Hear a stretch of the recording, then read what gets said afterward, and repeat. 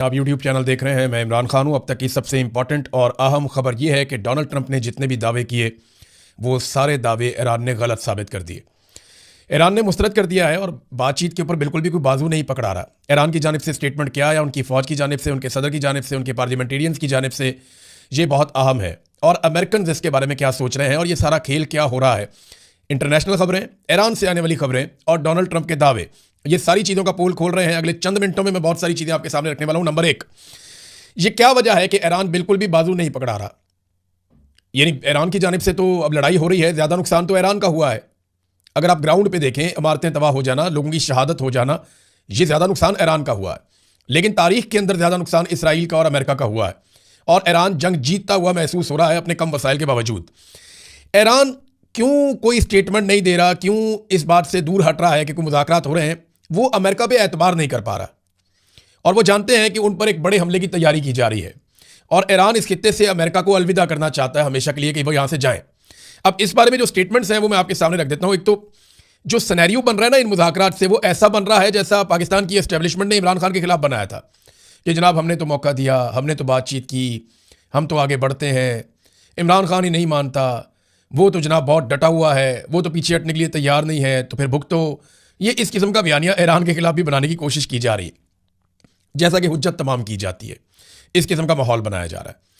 अगर मुज़ाकरात होंगे तो इससे बेहतर तो कोई बात नहीं है ना। अल्टीमेटली तो एंड ऑफ द डे मुज़ाकरात ही होंगे, चीज़ें बेहतर हो जाएंगी। मगर ईरान में अक्सर लोग ये समझते हैं कि अमेरिका ईरान से कोई रब्ता नहीं कर रहा, ना ईरान का अमेरिका से कोई रब्ता है, बल्कि ये आपस में एक ढोंग रचा रहे हैं मुज़ाकरात का और एक खेल खेला जा रहा है। और कल को ये कहा जा सकता है कि हमने तो पूरी कोशिश की है। अब ईरान मानता ही नहीं है, ईरानी क़यादत को इस बात का इदराक ही नहीं है। उन्होंने अमन की ऑफर को ठुकरा दिया, हमारी कोशिशों पे पानी फेर दिया, लिहाजा अब जंग ही वाहिद हल है अब इस मसले का। तो इस किस्म की बातें कल को की जा सकती हैं। अब ईरानी फौजी तर्जुमान का जो स्टेटमेंट है वो सबसे पहले मैं आपके सामने रखता हूँ। यहाँ बहुत सारे अखबारात ने इसको छापा है, बहुत सारे इंटरनेशनल न्यूज़पेपर्स ने इसको छापा है। तो जो मेन चीज़ है उसकी वो ये है कि डोनाल्ड ट्रंप और अमेरिका अपनी नाकामियों को मुआहदे का नाम ना दे। ये तो पहला स्टेटमेंट है उनका कि आप मुआहदे का नाम दे रहे हैं, ये तो आपकी नाकामियाँ हैं और आपकी शिकस्त है। ये डोनाल्ड ट्रंप को और अमेरिका को उन्होंने कहा। ईरान की मुसल्लह फ़ौज ने अमरीकी सदर ट्रंप की जानिब से मुज़ाकरात के दावे को मुकम्मल तौर पर मुस्तरद कर दिया और उसे हकीकत के मुनाफी करार दे दिया। लेफ्टिनेंट कर्नल इब्राहिम जुल्फ़िकारी ने अमरीकी दावों पर तबसरा करते हुए कहा कि क्या अमरीका के अंदरूनी इख्तलाफात इस हद तक बढ़ चुके हैं कि वो अब खुद से मुज़ाकरात कर रहा है, यानी अपने आप से मुज़ाकरात कर रहा है, उसके अपने अंदर इतने इख्तलाफात पैदा हो गए हैं। उन्होंने वादे किया कि अमेरिका को अपनी नाकामियों पर पर्दा डालने के लिए इसे किसी फर्जी मुआहदे का नाम नहीं देना चाहिए। उन्होंने दो टोक अल्फाज में कहा कि जब तक ईरान की मर्जी पूरी नहीं होती और आलमी मार्केट में तेल की पुरानी कीमतें बहाल नहीं होती, तब तक पुराना निज़ाम वापस नहीं आएगा। उन्होंने मजीद कहा कि हालात की बेहतरी सिर्फ इस सूरत में मुमकिन है जब ईरान के खिलाफ किसी भी किस्म की कार्रवाई का ख्याल अमरीकी हुकाम के ज़हनों से मुकम्मल तौर पर ख़त्म हो जाए। और पहले दिन से उन्होंने कहा कि हमारा एक ही मौक़िफ़ है, ईरानी अवाम और क़यादत अमरीकी पॉलिसियों के साथ कभी नहीं चल सकते। ये तो उन्होंने क्लियरली कह दिया कि जनाब कोई मुज़ाकरात नहीं, और ये अमेरिका अपने आप से ही मुज़ाकरात कर रहा है, ऐसी कोई चीज़ नहीं हो रही। अच्छा, एक और चीज़ जो ईरानी फ़ौज के तर्जुमान ने कही वो ये कहा कि अमरीकी अड्डों ने आपको क्या फ़ायदा दिया। ये बात उन्होंने अरब ममालिक से पूछा कि अमरीकी अड्डों ने आपको क्या फ़ायदा दिया। अगर इसराइल आप पर हमला करेगा तो अमरीका जवाबन एक गोली भी इसराइल के खिलाफ आपकी तरफ से नहीं चलाएगा। ये बड़ी इंपॉर्टेंट बात है। देखें अमेरिका के लिए प्रायोरिटी क्या है, अरब ममालिक हैं या इसराइल है। तो सादी सी बात यह है कि पहली प्रायोरिटी तो उनकी इसराइल है, बाद में अरब ममालिक आएंगे।